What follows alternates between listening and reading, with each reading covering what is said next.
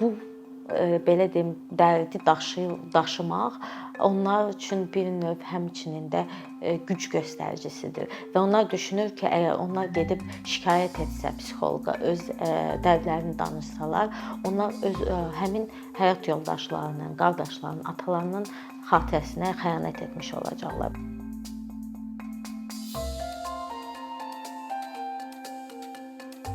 Müharibənin psixoloji vəziyyətə təsiri qədim zamanlardan öyrənilir və xüsusilə də Birinci və İkinci Dünya müharibələri zamanı bu məsələyə çox ciddi diqqət ayrılıb. Mən 2020-ci ildə İkinci Qarabağ müharibəsi baş verdikdə, baxmayaraq ki, Azərbaycanda deyildim və birbaşa ailə üzvlərimdən heç kəs müharibədə iştirak etmirdi. Bu müharibə mənə belə çox dərin bir travma buraxmışdı ki, mən hələ də onun gərginliyini bu gün belə hələ də yaşamaqdayam. Və mənə şəxsən olan müharibənin təsiri məndə belə bir fikir yaratdı ki, ümumiyyətlə müharibə insanlara, xüsusilə əgər mən iştirakçı olmadan, hətta Azərbaycanda belə olmadan mənə belə təsir edibsə, gör həqiqətən də ölkədə yaşayan və xüsusilə də iştirak edən və o həmin iştirak edən insanların ailələrinə, mülki insanlara, birbaşa zərər çəkənlərə necə təsir edib və bu fikirlə irəli çıxaraq qərara gəldim ki, bu məsələni biraz araşdırım. İlkin araşdırmalarım onu göstərdi ki, ümumiyyətlə dünyada belə digər öncədən edilmiş araşdırmalar da göstərir ki, müharibə yalnız onda iştirak edən kişilərə deyil, ümumiyyətlə qadınlara və uşaqlara da xeyli təsir göstərir və bəzən də hətta daha çox təsir göstərir və bu bilgidən də irəli çıxaraq qərara gəldim ki, məhz Azərbaycanda İkinci Qarabağ müharibəsindən sonra müharibə iştirakçılarının ailələrində olan qadınlara bu müharibə sonrası necə təsir göstərib, onların həyat tərzi necə dəyişib və xüsusilə də baxmayaraq ki, mən psixoloq deyiləm və bu sahədə ekspert olmadığım üçün mən onların hər hansısa psixoloji vəziyyətini öyrənmək kimi bir məqsəd görmürdüm. Amma gərginliyin olmasını ehtimal edərək yola çıxıb bu problemlə qarşılaşanda psixoloji yardım ala bilirlərmi? Nə qədər psixoloji yardıma əlçatanlıq var? Bunu öyrənməyə çalışırdım. İkinci bir məsələ də o idi ki, müharibə iştirakçılarının ailələrində yaranmış psixoloji gərginlikdən sonra məişət zorakılığı problemləri yaranıbmı, yaranmayıbmı? Mənim araşdırmam 2 mərhələdən ibarət idi. İlkin mərhələdə nəticələr göstərdi ki, psixoloji yardım mövcuddur. Bunun üçün müxtəlif qaynaq xəttlər də var. Bakı Psixiatrik Sağlamlıq Mərkəzi mövcuddur, hara ki, qazilər özləri və şəhid ailələri müraciət edə bilər. Həmçinin mülki zərər çəkənlər, hansılar ki, cəbhə bölgəsində yaşayıb və yaxud evləri müharibə dövründə bombalanmaya məruz qalıb. Bu insanlar psixoloji yardım üçün müraciət edə bilərlər. Həmçinin bir neçə qulum Türkiyədən psixoloqlar dəvət etmişlər. Bu arada buna daha sonra gələcəm. Türkiyədən gələn psixoloqların özünün nə qədər keyfiyyətli olub olmamasına dair. Ümumiyyətlə ilkin mərhələdə çıxan nəticə bu oldu ki, psixoloji yardım qazi ailələrinə təklif olunmur. Qazilərin özlərinə təklif olunur. İkinci kateqoriya insan bu şəhid ailələrdir və üçüncü kateqoriyada da mülki zərər çəkənlərə təklif olunur. Bu ehtimaldan artıq irəli çıxaraq qazi ailələrini mən artıq müsahibə eləmirdim, çünki məhz onların ailəsində olan qadınlar ümumiyyətlə təklif olunmur psixoloji yardım, onu öyrənmiş olduq. Bəs şəhid ailələrində təklif olunan psixoloji yardımlar nə qədər effektivdir, müraciət edən olubmu buna, bu yardım alanlar olubmu? Burada ortaya bir şey çıxdı ki, ümumiyyətlə baxmayaraq ki, təkliflər olub, həmin ailələr şəhid ailələrində olan qadınlar bu yardımdan istifadə etmir və imtina ediblər. Baxmayaraq ki, araşdırma zamanı müsahibə etdiyim insanlar arasında yetərincə zərər çəkənlər olub, hətta intihar etmək istəyənlər olub və s. həmin insanlar psixoloji yardımdan imtina ediblər. İlkin mərhələdə belə bir nəticə əldə olundu ki, bunun əsas 3 səbəbi var. Birinci səbəb odur ki, bu insanların daha böyük problemləri var, iqtisadi problemləri var ki, onlar onu daha çox prioritet olaraq görür. Onların işsizliyi, evlərindəki şəraitsizlik və s. Onlar üçün daha önəmlidir və baxmayaraq ki, həmin problemlər özü-özlüyündə də yenə də psixoloji gərginlik yaradır. Yenə də həmin zərər çəkənlər üçün onların psixoloji sağlamlığı artıq ikinci dərəcədə, ikinci planda bir şeydir. İkinci problem bürokratik problem idi. Xüsusilə rayon yerlərində xəstəxanalar və s. rayon mərkəzlərində yerləşir və kənddə yaşayan qadınlar üçün çox çətindir. Hər gün öz işlərini atıb rayon mərkəzinə getsin, həmin psixoloqların növbəsində dursun və s. Bu da ikinci bir məsələ idi. Üçüncü məsələ psixoloqların keyfiyyəti ilə bağlı idi. Həmin rayon yerlərində bir növ müharibə iştirakçıları öz aralarında və onların ailələri də öz aralarında icma şəklində birləşirlər. Onlar müxtəlif fikir mübadiləsi aparırlar və s. və həmin rayona gələn psixoloqun keyfiyyətindən bir neçə onun yanına gedən belə deyim, pasiyent artıq narazıdırsa, o artıq gəlir və digər icma üzvlərinə də deyir ki, bilirsiniz, psixoloq o qədər də yaxşı deyildi, mənə dərman yazdı, məni yola verdi, heç bir effektini görmədim və s. və digərləri də axır artıq psixoloqun yanına getməyə belə deyim də demotivasiya olurlar və getmək istəmirlər. Araşdırmanın ikinci mərhələsində məlum oldu ki, əslində bu 3 problemlə yanaşı daha mühüm bir problem var, hansına görə ki, məhz insanlar psixoloji yardımdan imtina edilir və bu problem də sırf mədəni məsələlərlə bağlıdır, daha çox stereotiplərlə bağlıdır.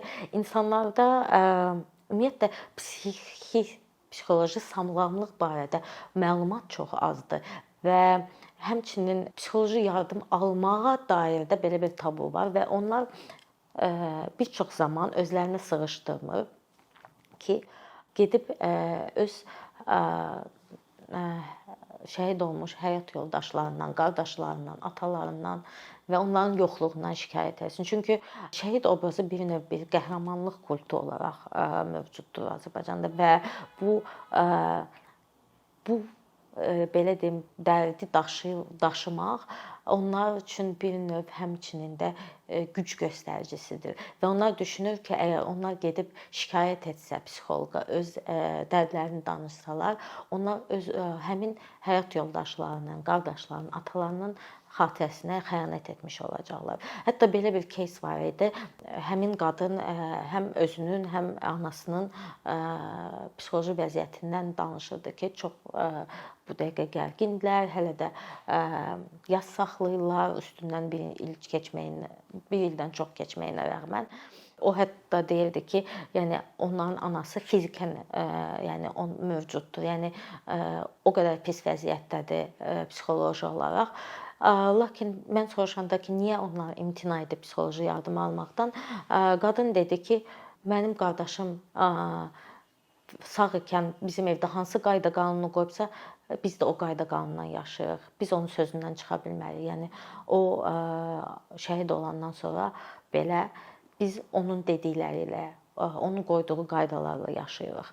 Və psixoloqa getmək bir növ həm lüks, həm bir şey özlərinə yaraşdırmayan, bunu etmək üçün özlərini layiq görməyən, bəzi hallarda utanc verici, bir də mənim haqqımda nə deyərlər, bəzi hallarda isə xəyanət kimi gedib şikayət etmək, xəyanət kimi başa düşülür və bu səbəbdən baxmayaraq ki, psixoloji yardım, yəni pis yaxşı, ideal bir vəziyyətdə olmasa belə mövcuddur. O insanlar zərər çəkənlər ondan faydalanmır. Bu əslində qazilərin özünə də aiddir. Qazilər özləri də biz gördük ki, müharibə sonrası nə qədər intiharlar baş verdi. Qazilərin özlərində də belə bir stereotip var ki, onlar o qəhrəmanlıq kultunun üstündən keçə bilməz, onlar gedib şikayətlənə bilməz, onlar müharibə iştirakçısıdır, onlar güclü olmalıdır. Bu da başqa bir problem yaradır. Həmin iştirakçılar hələ də psixoloji gərginlikləri, posttravmatik stress pozuntusu yaşayaraq ailədə həm özlərinə, həm də ailə üzvlərinə, digər insanlara zərər törədə bilərlər və bu da məişət zorakılığına gətirib çıxarda bilər. Əfsuslar olsun ki, mənim müsahibələrim zamanı mən birbaşa məişət zorakılığı ilə bağlı məlumat həmin ailələrdən ala bilmədim. Bildiyiniz kimi mövzu bizdə çox tabu mövzudur. Yəni hər kəsə bu danışılan bir şey deyil. Lakin ümumiyyətlə müharibə sonrası məişət zorakılığının artması ilə dair statistik məlumatlar var. Həmçinin tək məişət zorakılığı deyil, ümumiyyətlə hətta cinayətlərin və xüsusilə də ağır cinayətlərin artması ilə bağlı bizdə məlumatlar var.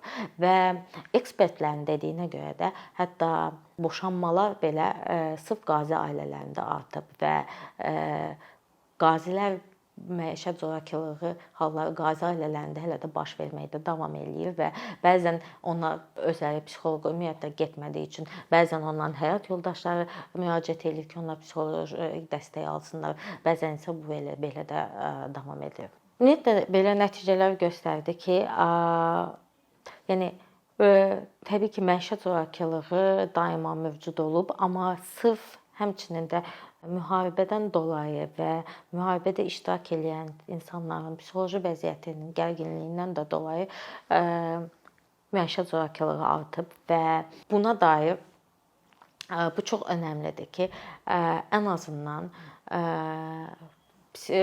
posttravmatik stress pozuntusu yaşayan insanların psixoloji yardım alması mütləq olsun. Çünki bu PTSP-dən əziyyət çəkən insanlar həm özlərinə, həm də ətrafdakı insanlara zərər yetirir və bu onlardan asılı olan bir şey deyil. Lakin araşdırmalar göstərir ki, bu həm də müalicə olunan bir şeydir və insanlar psixoloqa gedib müalicə alıb öz normal, sağlam həyatlarına qayıda bilərlər. Bunun üçün çox önəmlidir ki, yəni bu insanları, həm qazilərin özlərini, həm onların ailələrinə mütləq şəkildə, həmçinin onların ailələrində psixoloji yardım göstərilməlidir. Yəni bu çünki artıq PTSP ilə dönmüş qazilər bu problemi yalnız özləri daşımır. Dediyim kimi o problem artıq bütün ailə üzvlərinə, ən minimum deyirəm, heç olmasa evin içində ailə üzvlərinə də təsir göstərir. İkinci məsələ həm şəhid ailələr. Yəni bu şəhid ailələr sadəcə sizə psixoloq lazımdır, belə bir bizim təklifimiz var. Yox, lazım deyilsə, sağ olun, belə bitməməlidir.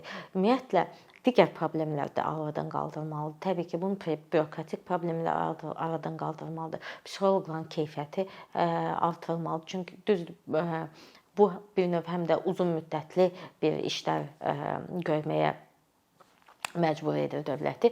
Çünki bir çox hallarda hətta Türkiyədən, bayaq da dediyim kimi, Türkiyədən gələn psixoloqlar yetərincə Azərbaycan dilini bilmədikləri üçün ümumiyyətlə psixoloqların özlərinin də dediyinə görə bu seanslar ana dilində olmalıdır insanlar üçün. Ona görə Türkiyədən gələn psixoloqlarla öz yerli psixoloqlarımızın bir növ əvəz eləməyə çalışmaq bu problemin həlli deyil. Ona görə həqiqətən də Azərbaycanın özündə psixoloqların keyfiyyəti artırılmalıdır və bu sadəcə müxtəlif təlimlər keçirilir həmin psixoloqlar üçün və s.